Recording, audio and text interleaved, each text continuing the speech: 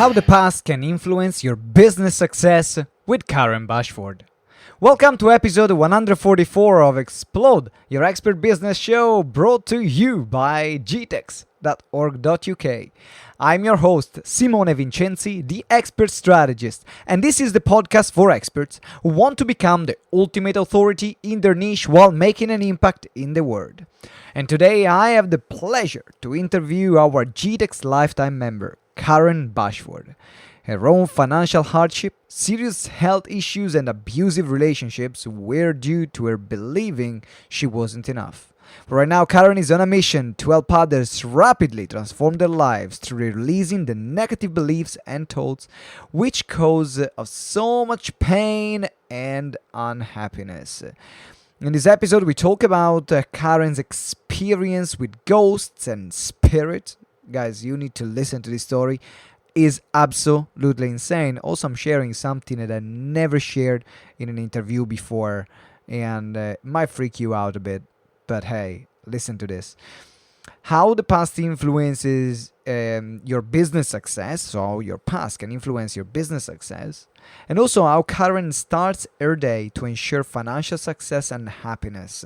I found this was shared at the very end of the interview incredibly revealing in the session where we'll lift the veil on what she does on a daily basis to make sure she gets the success that she's having right now. And now you can read as well the transcript of the full interview, get all the bonus resources at www.gtex.org.uk/144.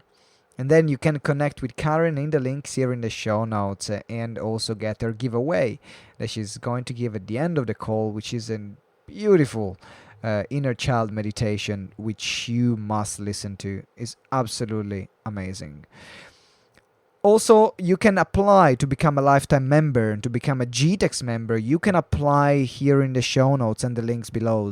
If you are inspired from what Karen says about the experience that she had about working with GTeX, then make sure that you apply because it might be you next that we interview on our show.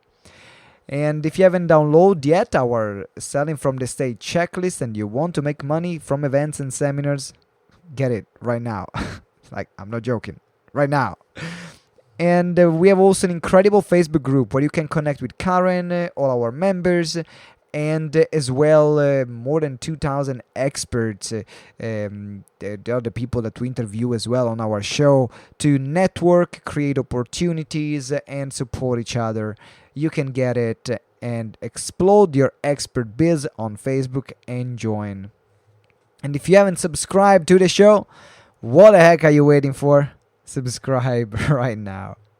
Right, it is enough for me. Let's hear it from Karen Bashford, how the past can influence your business success. Ladies and gentlemen, welcome to another episode of Explode Your Expert Biz Show. Today I'm here with the one and the only, one of our lifetime members, Karen Bashford. Karen, how you doing? I'm great, Simone. Thank you for asking. Oh, fantastic. We already talked about your incredible tan. Because, guys, you got to know that Karen just moved house in a beautiful place here. Where did you move, Karen? I moved in April, the end of April, and I'm now down in Worthing in West Sussex. So you're on the coast, right? Yeah. 20-minute walk from the sea. That's so brilliant. That's so brilliant.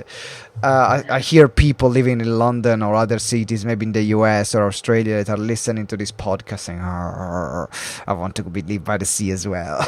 It's lovely. Loving it. I can see your smile. I can see how vibrant you are. And that's part of what we're going to be talking about. How can we be smiley all the time like you are? Because that's something which is a big specialty of what you're doing. But before we dive into the uncovering our past and looking how can we become different from the story that we've been telling ourselves so far, can you tell us a bit more about how did you got into what you're doing right now? Okay, well, my journey started when I was born, and I started seeing ghosts as a very young child. Unfortunately, going to school, you get told, don't be so silly, you can't see ghosts. Consequently, I stopped believing and I started listening to all these wonderful stories they tell you of how you should be and such like. Consequently, I landed up believing I wasn't good enough, that I didn't belong, and I wasn't lovable because my mother, bless her, had an issue with her own mother about being shown love and such like. So that was my journey of landing up here, doing what I'm doing and smiling all the time because now I know that I'm lovable. I know that I'm good enough. And I know that I so belong to this world. And I know some people that are listening to this interview right now, they're like, "What? Seeing ghosts?" Like they're still thinking about that right now. So, how was your experience? What were you seeing? That's a question I have. I'm really curious because I didn't see ghosts. So, what were you seeing? Um, I see them in two ways. I see them actually as an image in white generally, and they can be wearing, like I've seen a monk with his skull cap, and he was actually wearing his outfit that they used to wear in sort of 15th, 16th century. I've seen a Victorian lady with her full gowns and sort of her hair all up and such like. Again, she was a white image and she just literally floated past. Otherwise, I see spirit, which is just basically out of your corner of your eye. You can just see a sort of an outline image of usually black. I've seen people, I've seen animals, I've seen birds, all kinds of things. It's just, you just catch them out of the corner of your eye and you look and think, did I just really see that? But yeah, I used to have cats climbing all over my curtains at one stage. You know, what would you say to those people that are listening right now that are skeptical? They say, no, no, this mustn't be true. Ghosts are not real. What would you say to that? Just be open because everyone is born with the skill of seeing ghosts, of seeing spirit, of feeling their presence even. You just have to be willing to trust that you're capable because unfortunately when, as I said, I went to school and I got told, no, you can't. You can't see ghosts. No, you can't hear these ghosts speaking to you and things like that. And it's basically discouraged totally from childhood.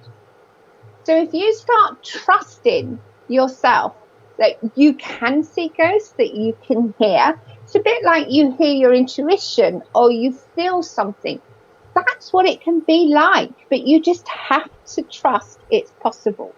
So it's having faith. Basically. Yeah, I agree with you. I remember I had this incredible experience when I started getting into meditation and this quieting my mind and be open to listen not only to my spoken voice or other people's spoken voices, but listen to what else was around. And I have a deep connection with wind. It's incredibly weird. I hear and have voices going on when, and this is the first time I'm actually sharing it publicly. I never shared this before. When I'm looking at the leaves moved by the wind.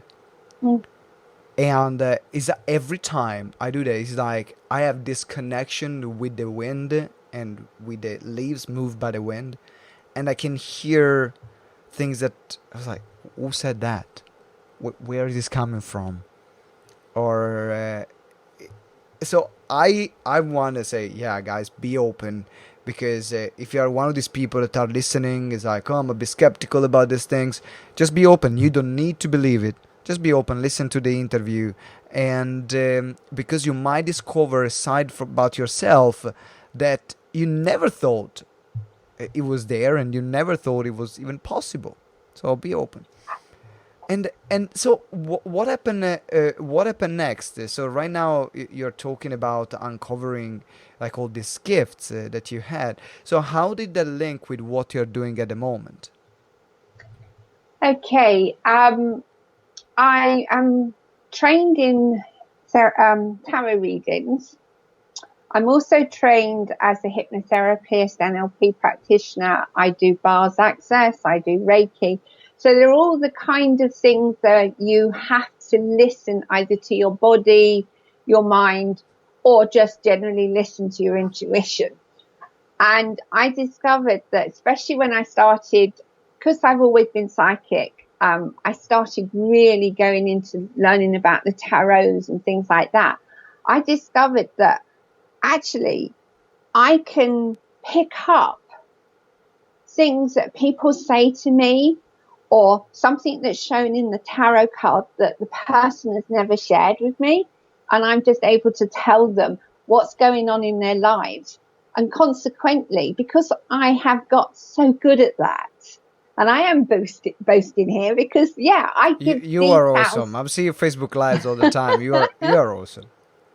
But it's having that ability that taught me that actually working with a client, I can teach them how to connect back to themselves, to their inner child, and learn to love themselves, accept that they can be enough and grow from there, but also listen to themselves and listen to their intuition, which can come through hearing, through feelings, or just constant reminders that actually, look, I'm showing you what you need to see. Just react to it, take notice of it, because it can come in so many ways, but we are told to ignore it.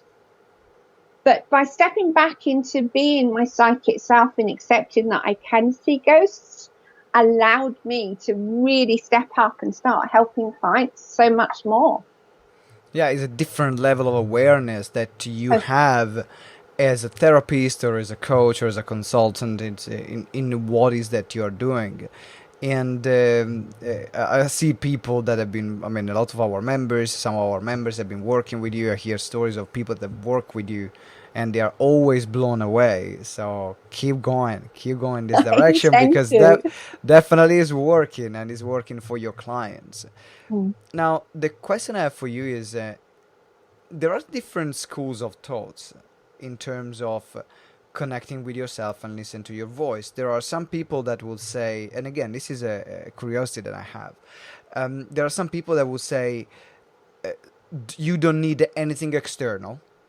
So you don't need tarots, you don't need crystals, you don't need this, you don't need that. And there are some, you just need to listen to yourself and connect with yourself.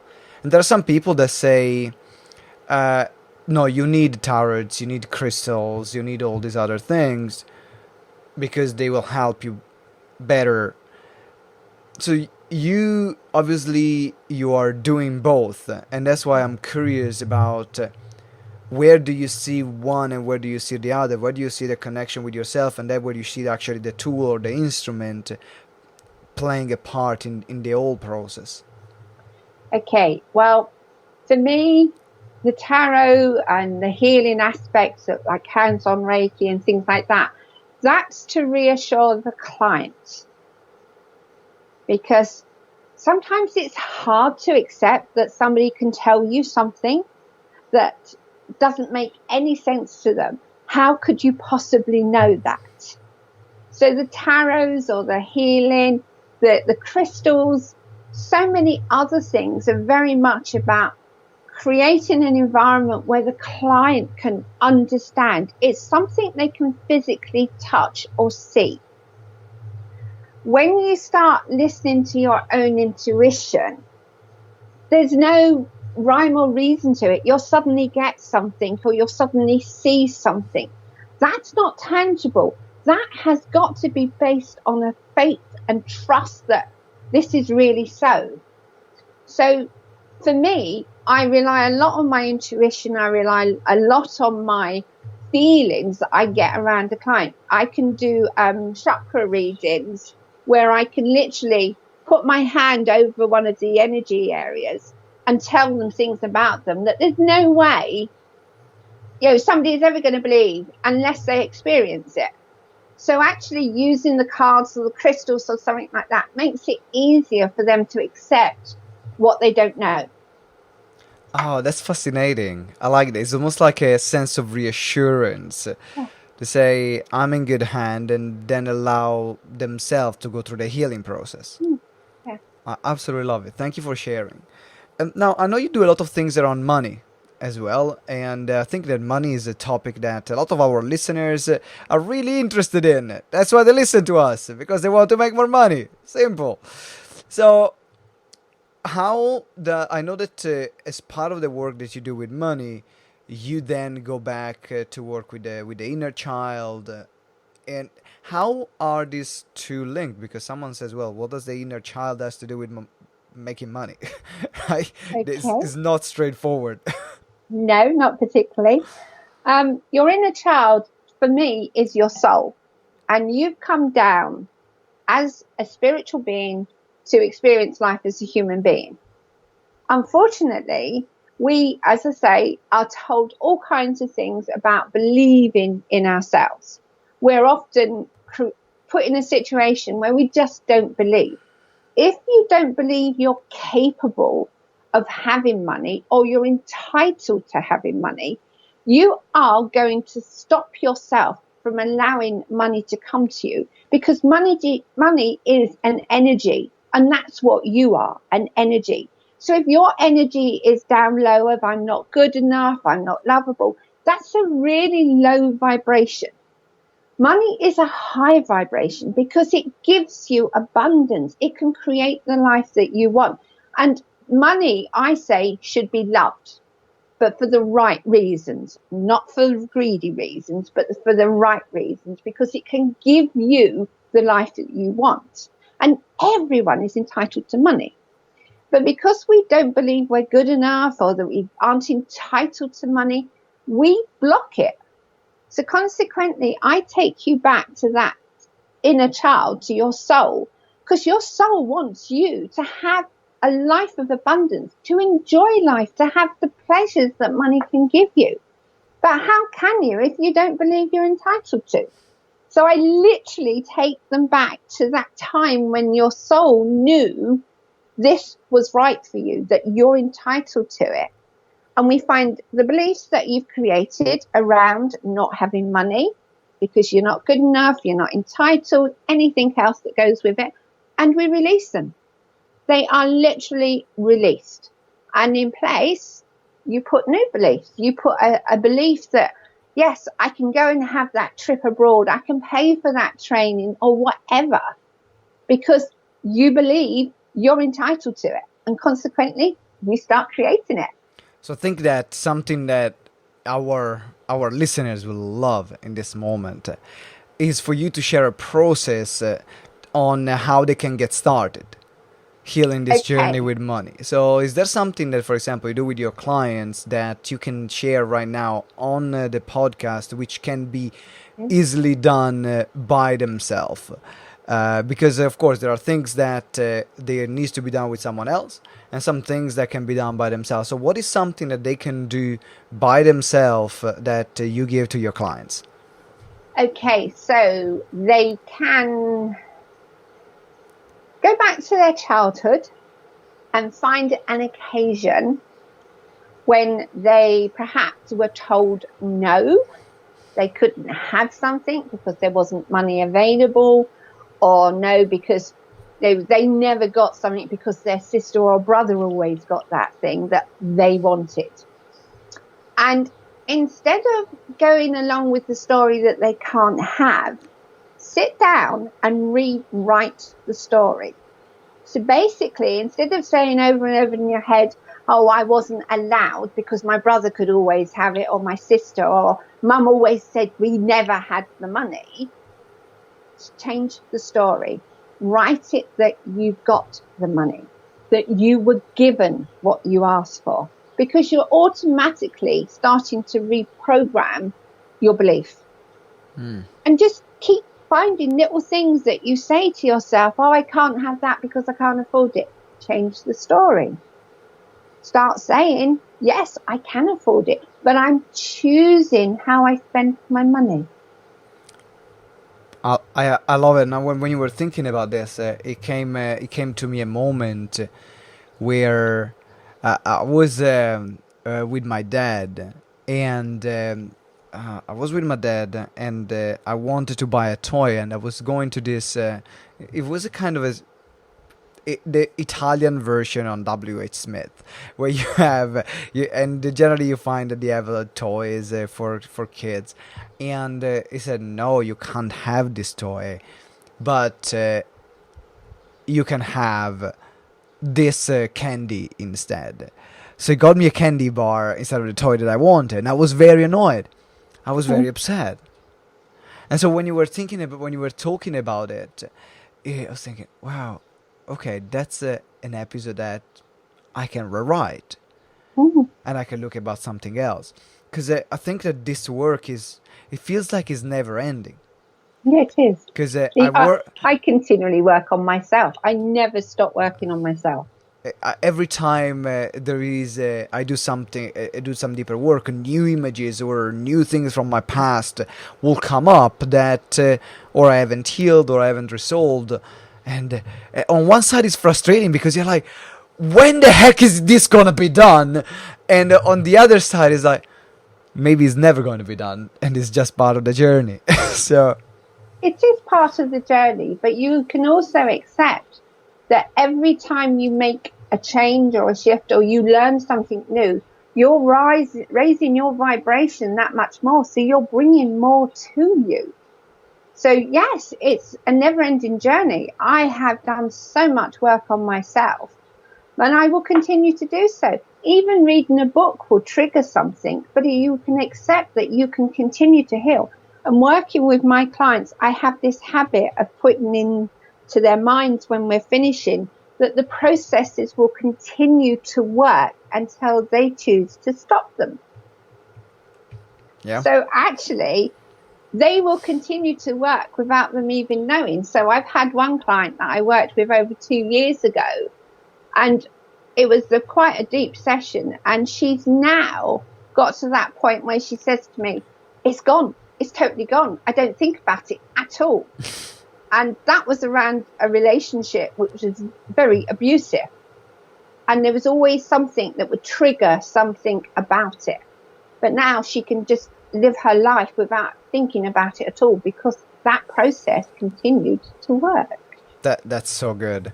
I want to transition now in talking a bit more about your business as well, because in this podcast we are people are interested as well in growing their businesses. So what I ask always to every guest is one thing that or you're doing in your business, or maybe a tool that you're using, or something that you have discovered that helps you make more money or makes you more efficient. Something that you say, oh my god, this is so good that people need to know about this. What is the thing that Okay, well, I had my day over to the angels. So go for it. Go for it. Okay. I mean, after starting the interview with the I See Ghost as a start, going to say I'd give my day to the angels. Hey, doesn't feel nothing wrong with that. It's a book called it's actually got it. Angel Prayers by Carl Gray. Now he's an angel guru, I suppose is one way of calling him. And he actually has a prayer within this book that says, now I'm not religious. I don't believe in having religion in my life. I just believe in serving in the best way I can possibly do without being told how to. So for these, to me, this is really important in that thank you, angels, for shining your light on my day. I surrender my day to you, knowing that only good lies before me. And so it is. And when I do that, it's almost as if I'm allowing the universe, God, whoever you believe in, to bring to me all the good that I need to have, to give me the time to do the things, to give me the ideas. And I've been doing that, and I have seen such a massive difference in my knowledge, my skills, and the way I deal with things. I'm putting processes in place that as a business coach years ago, I should have had in place a long time ago. But it's just allowing me to do it. It's just so easy.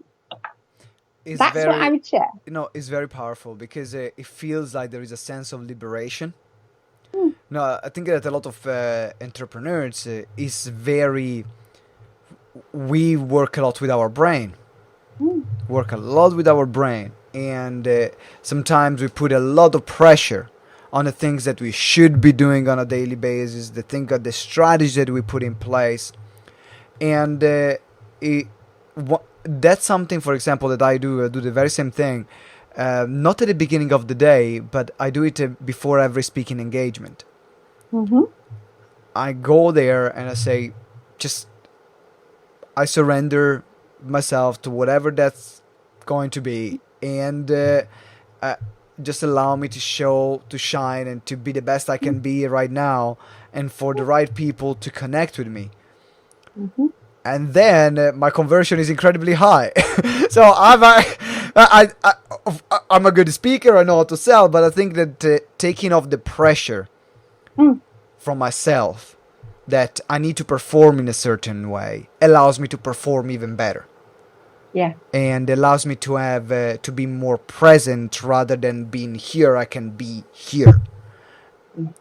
and the audience respond to that. That's also why it's important. And if you're doing this on a speaking engagement, do this every day in your business. So thank you for sharing. um, I'm also curious about one thing that in terms of growing your business, what was your biggest challenge that you had to overcome to grow your business to this point? Okay. Well, my biggest challenge was believing that I could do what I'm doing. Because, as I say, most people don't see it as tangible. As you know, coaching isn't something you can touch. So I had to just trust that I could do what I could do and get the results. And in trusting, I've actually been given so much more than if I just kept trying to push against, no, I can't do this, I can't do this, I've got to do this, I've got to do this, because I was a business coach and a money coach. But actually, neither of them really kept my energy up. It would always, I could feel it dropping as the day went on. Whereas now, my energy is just sky high continually. And yes, I can work with people around money, but I do it in a totally different way, in that I connect them back to their inner self and get guidance from their inner self, rather than talking about, well, this is how you manage money and this is what you can do to change your energies around it and things like that. I do it in a lot more deeper spiritual way than if I'd been a business coach telling them about how to manage money and things like that. So And what that was my biggest obstacle. and what piece of advice would you give to those people that are listening right now and they say, well, how do I feel exactly where you were, I'm exactly where you were. How do I trust? How do I start a trusting process? Okay. For me, the trusting process was just to meditate. Just spend, even if you don't want to, when I first started, I couldn't sit still. It was hilarious. I couldn't sit still for 5 minutes. So I found a way of allowing myself to just move around, but just be in this space of peace and quiet. I didn't allow my thoughts to keep coming in. And then when they did come in, it was usually some kind of guidance, like, oh, have you thought of? No, I haven't thought of that. Okay, that's a good idea, kind of thing. So you can do a walking meditation and just accept that your everyday thoughts will come in and you can just say bye to them, but allow the positive, useful thoughts that will be basically coming from your higher self, allow them in. So yeah, meditation is phenomenal. But if you're anything like me, you couldn't sit still. So just go for a walk in meditation. But make sure you've got a notebook. Or you can also go for a basketball meditation if you are like me. As I find them. So I sit still as well. Generally, do about 15 minutes of meditation every day, sitting still, and I've trained myself to do that. But I found that the moment where I'm the most in the moment is when I play basketball. Yeah. Or when I play the handpan or the didgeridoo. So when I'm actively doing something and I am just there with what I'm doing. And I found that is even more difficult for the thoughts to come in. Because I enjoy it, because it's something that I love, I'm present in that moment. So thank you very much for sharing. Now, you are now we need to wrap up. We are going to wrap up the interview in a few minutes. What I would love to ask you is your experience about being a lifetime member, because there are some people in this podcast that will say, what's the lifetime membership about? Why should I join? So what was your experience and your biggest thing that you got to be a lifetime member of GTeX? Well, I joined as a lifetime member because for the first time ever, I was actually told how to do something rather than sit there, be told how to do it and go away and do it. You actually told us how to do it and had us do it. And to me, that was the best thing you could possibly do, because we all go through stages where we go to training and it's a case of, this is how you do it. Go away and do it. That doesn't work. No, it doesn't. It really doesn't work. So I love the fact that I can come on training courses with you. I can listen to the recordings of those training courses, and I can actually physically stop the recordings, do the work, and come back and hear what you're saying to people as they're sharing and such like. You gain so much more than just going on a course that says, this is how you do it, go away and do it. So that's why I become a lifetime member. And I would never, ever not be coming to some of your courses or not come listening on your recordings and things. You get so much. Thank you. I really appreciate it. So, guys, there is a link in the show notes to apply to become a lifetime member. So, click the link, schedule a call with our business coach, and then we will have a chat and see if the lifetime membership is for you, if you are the right fit for the lifetime membership and for our community. So then you can connect with amazing people like Karen and all the other lifetime members that we have been interviewing on this show. Now, Karen, I know that there are people that are saying, oh my God, I need to connect with you. The work that you do is amazing. I resonate with everything you said. How can people get in touch with you? Do you have something for us? All yours. Okay, right. You can contact me on my website through the contact page, and it's karenbashford.com. You can actually schedule a call with me. There is a facility to schedule a call. So if you just want to have a chat and see how I can help you, what's going on in your life that would benefit from having a call with me. Or if you choose to, I have the Inner Child Meditation on my website that you can download. And that is very much about connecting back to your inner child and discovering, and I do call her a she, unfortunately. But it works anyway, because my mother calls her inner child a he, but hey. But yeah, you can do that.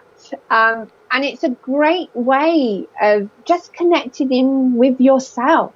And it's a safe environment to do it in, because I've used a crystal cave where you're getting all the energy of the crystals in the cave, and you're meeting your little boy, little girl for the first time potentially.